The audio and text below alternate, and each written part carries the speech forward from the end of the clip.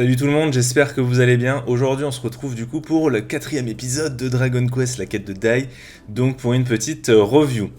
Alors, avant de commencer cette petite review, je tiens à rappeler que comme d'habitude, il y a toujours une partie, donc sans spoil au début, et une partie spoil plutôt vers la fin, qui est signalée avec une balise, pour ceux qui ne souhaitent pas être spoilés ou teasés.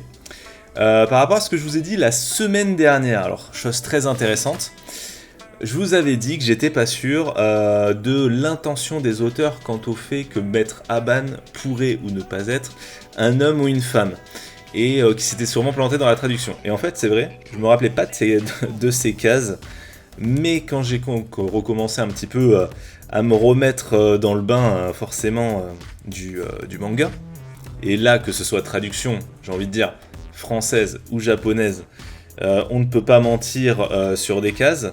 Et ben il y a des choses assez intéressantes que j'ai découvertes. Et j'ai même envie de vous dire redécouvertes, parce que si vous regardez donc ces petites cases, on voit bien que quand il parle de Maître Aban, on dirait une fille. Et le dessin est fait comme si Maître Aban était une fille. Là aussi on peut le voir là. Je pense que c'est assez clair. Et du coup c'est assez intéressant parce qu'on se dit que même les auteurs en fait ne savaient pas si Maître Aban était un homme ou une femme. Donc c'est quelque chose qui est assez rigolo et qui a été, je pense, beaucoup plus affiné avec des flashbacks qu'il y a par la suite du manga et que l'on peut voir là dans cet anime quand on voit du coup Aban se battre contre Adola. Sachant que Adola nous révèle que Aban était l'ancien héros. Du coup, il y a beaucoup de révélations en fait. On sait que Aban, c'est l'ancien héros qui a battu le roi du mal, Adola, et Adola nous apprend quelque chose d'assez choquant, d'assez impressionnant quand on voit que ce personnage, au début de cet épisode, arrive à traverser la barrière magique qui quand même protège une île entière de Aban. Il n'a pas détruit la barrière magique, il la traverse. On voit qu'il a une puissance assez phénoménale et qu'il en impose. L'épisode, comment est-ce qu'il commence ? L'épisode, il commence tout simplement déjà avec l'entraînement, ou la fin plutôt d'entraînement, de Fly qui se bat du coup contre Maître Aban, qui est transformé en dragon. Et en gros, celui-ci, il essaye de faire en sorte que Fly se réfléchissent un minimum pour qu'il déclenche une nouvelle arcane de ses techniques, donc couper la mer. Alors dans l'anime c'est slash mer ou slash vague, sachant qu'après dans le manga il dit couper les vagues de la mer. Donc voilà, pour la petite différence, on voit que Fly arrive assez facilement en fait à à maîtriser cette technique de Maître Aban qui se joue du coup et qui cette l'aptitude première, ça se joue sur la vitesse, sachant qu'il avait déjà plus ou moins fait, en fait, au final, contre les gargouilles de l'épisode précédent, en coupant les vagues de la mer, quand il avait attaqué la gargouille pour protéger Poku. Donc après, en termes de grosses différences, donc là on passe au tome 2. En termes de grosses différences, en vrai, à part ce que je viens de vous dire sur le fait que... alors, ça se passe dans une grotte, normalement, pas à ciel ouvert. C'est-à-dire que là, dans l'anime, l'arène qu'on a, c'est une arène à ciel ouvert avec un petit passage dans une grotte. Dans le manga, ça se passe dans une grotte, parce qu'il y a certainement il y a des petites explosions du coup qui permettent... en gros, il se prennent des rochers sur la tronche et tout, donc ça se passe vraiment dans une grotte. Voilà, en termes d'environnement, c'est la différence notable. En termes d'histoire, comme je vous dis, background, dans le manga, on a ce côté où Aban est en fille, en fait, alors que dans l'anime, c'est bien montré que c'est un homme. On a la même révélation, voilà, que Aban, c'est l'ancien héros qui a battu il y a 15 ans, le maître du mal, j'ai envie de dire, Adola. Et il y a quelques petites différences. Adola nous apprend que une puissance supérieure le dirige et que c'est l'empereur du mal.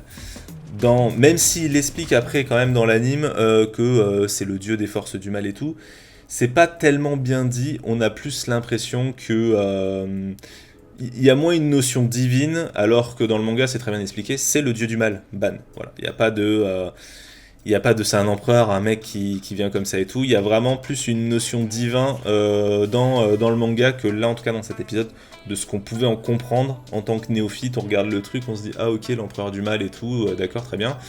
Et derrière, c'est Dieu des forces maléfiques et tout, tu piges pas trop. Là, voilà, dans le manga, c'est quand même beaucoup plus clair. D'ailleurs, c'est marrant parce que la trad, c'est Bealn, donc V-E-A-R-N, si je dis pas de conneries. Et là, enfin, c'était traduit ban, du coup B-A-N, quoi. Donc la prononciation est quand même assez similaire. Alors je sais pas si vraiment ce mot-là se prononce de cette façon, parce que c'est plutôt ban, plutôt, en japonais, que ban, du coup, qu'on avait vraiment. Et moi en trad, enfin en prononciation je veux dire, dans l'anime j'avais quand même vachement la sensation qu'il disait ban. Donc je sais pas si c'est une mauvaise trad aussi, je sais pas. Vous me direz vous ce que vous en pensez. En tout cas, après, voilà, grosso modo, c'est plus ou moins foutu de la même façon, c'est les mêmes attaques. Voilà, là, on voit bien que c'est dans une grotte, par exemple, avec le fait que Aban, il fait un petit couper la mer sur le super crame, je crois, du con français, sur le Bejirama de Adola. Donc voilà, en termes de différence, en vrai, il n'y en a pas beaucoup. On sait que Adola se présente comme le commandant en chef du coup des armées du mal. Et en gros, pour donner une idée, cet épisode, il dure à peu près, là de mémoire, 2 chapitres. Mais c'est à peu près le cas de tous les épisodes, hein, à part un qui... Ouais, c'est ça. Ça dure 2 chapitres.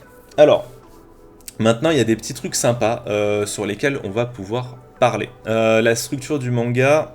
En vrai, j'ai beaucoup réfléchi à si je la mettais en spoil ou pas spoil. C'est pas tellement du spoil en fait.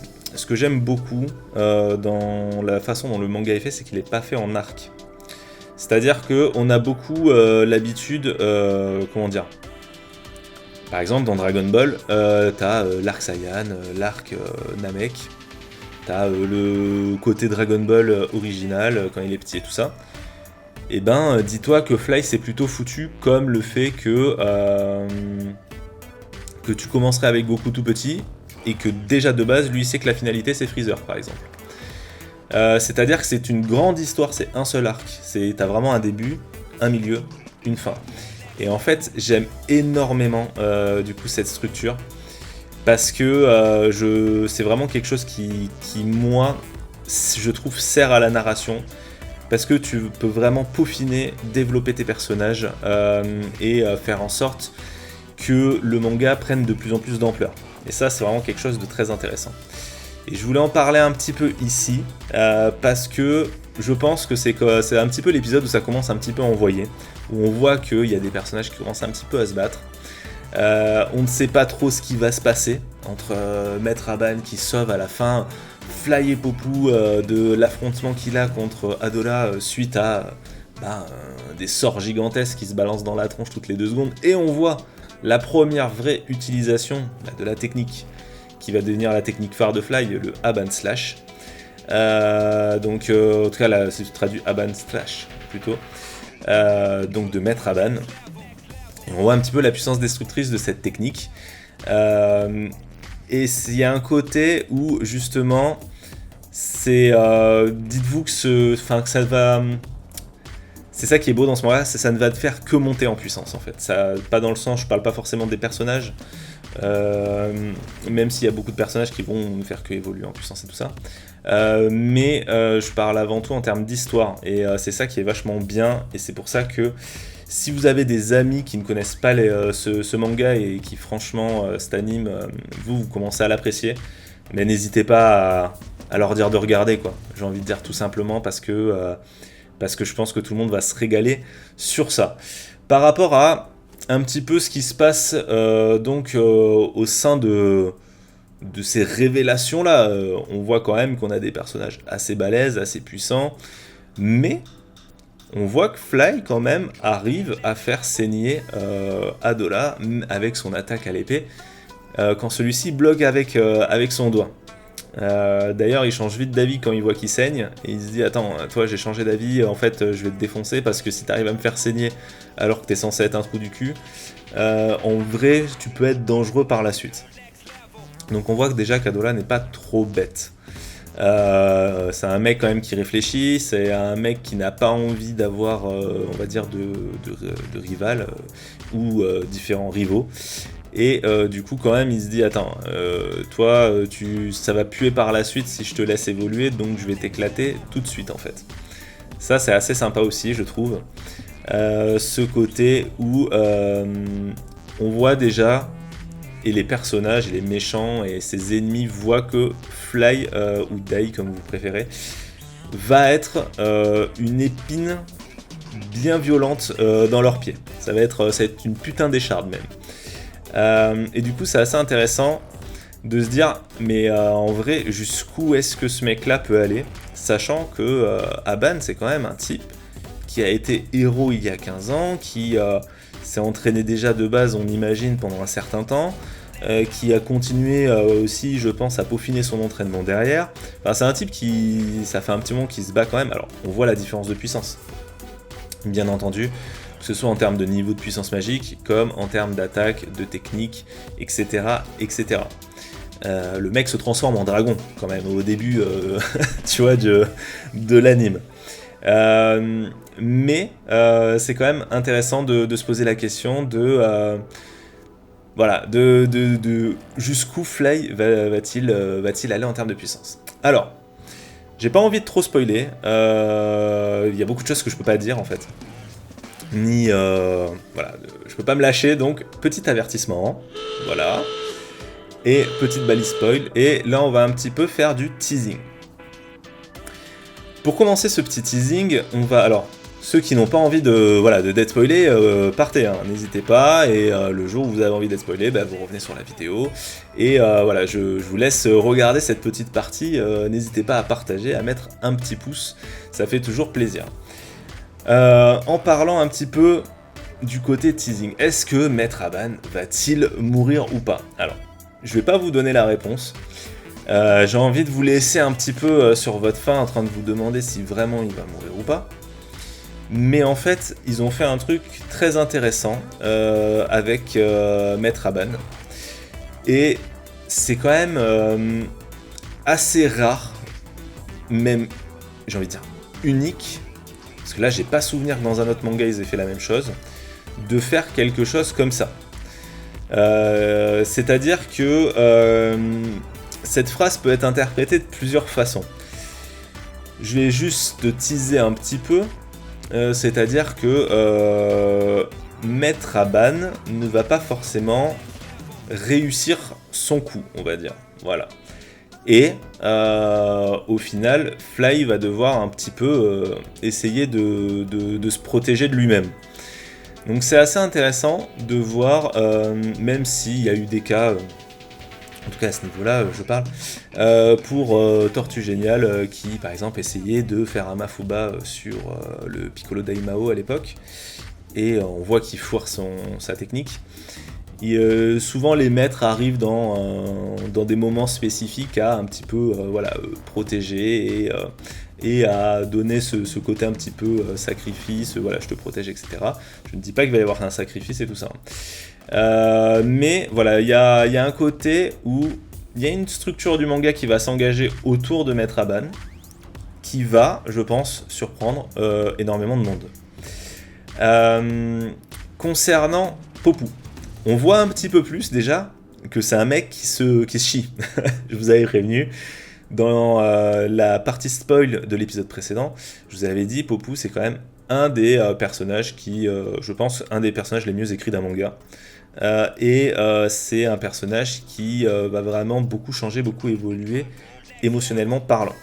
Et on voit que ce personnage-là, à ce moment-là, il a quand même hyper peur de ce qui va se passer. Et il est limite pas très fier que son maître ce soit le grand héros Aban, parce qu'il se dit putain en fait moi je vais me taper des ennemis dans tous les sens, maintenant ils vont tous vouloir ma peau, alors que j'avais juste envie d'être un magicien sympa quoi, tu vois, sans pour autant me mettre en danger. Et ça va être assez intéressant de voir d'ici peut-être 1 ou 2 épisodes que son caractère va commencer à évoluer un petit peu au fur et à mesure aussi des rencontres que Fly et Popu vont faire par la suite. Parce que quand t'es quelqu'un qui est souvent peureux, voilà, tu vas pas changer du jour au lendemain, et ça c'est ce que j'ai apprécié dans ce manga là, c'est que ils prennent le temps vraiment de peaufiner les personnages. Comme je vous disais, la structure même du manga fait que ça permet en fait de développer beaucoup plus les personnages, de les remodéliser, d'apporter des détails supplémentaires, etc. etc., etc. C'est pas comme là en vrai dans Dragon Ball Super, si vous regardez Merus et Goku, quoi. Voilà, sans en dire plus parce que j'ai pas envie de spoiler ceux qui connaissent pas forcément, mais voilà, c'est pas des relations qui se font en 2 chapitres. C'est vraiment des relations qui se font avec beaucoup de tomes, tout simplement. Concernant la suite, l'épisode d'après, alors justement parce que j'ai pas trop envie en fait de trop spoiler, l'épisode d'après va, je pense, en choquer plus d'un. Moi c'est vrai que ça m'avait beaucoup choqué à l'époque quand j'avais lu ce truc là, et en plus j'étais dégoûté, mais un truc de ouf.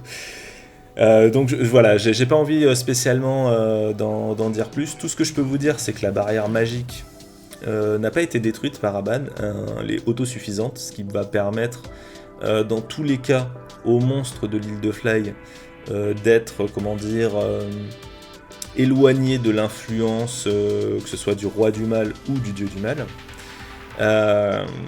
Et on va voir bientôt, de toute façon comme on voit dans l'anime, le départ de Fly qui va commencer à se rendre dans le continent, rencontrer différents personnages et être confronté à ce que Adola a annoncé, c'est-à-dire qu'il est commandant-chef des armées du mal, donc il y a des armées du mal. Et on va voir qu'il y a plusieurs armées du mal, avec plusieurs styles d'armées différentes, avec chacun des commandants d'armées différentes, et encore là, il y a des choses très intéressantes, mais que je garde pour la prochaine fois. Voilà, on va arrêter cette review là, parce que j'ai pas spécialement envie de tourner en rond, et en fait il y a des choses que j'aimerais vous dire, mais en même temps j'ai pas trop envie de spoiler. Si vous voulez parler, n'hésitez pas à venir dans les commentaires, et là on pourra parler plus librement. N'hésitez pas à partager la vidéo, il y a une petite baisse sur la vidéo de la dernière fois, donc si vous pouvez partager, franchement c'est cool. N'hésitez pas à la liker bien entendu, si vous n'avez pas aimé, désolé les gars, dans ce cas là je mangerai mon pouce vers le bas. Et puis voilà, n'hésitez pas à venir commenter, et comme ça on discutera tous ensemble, et on passera un petit moment sympa. Aussi le but c'est de discuter de tout ça, quoi, tout simplement. Donc voilà, bonne journée tout le monde, et puis à la semaine prochaine, ciao.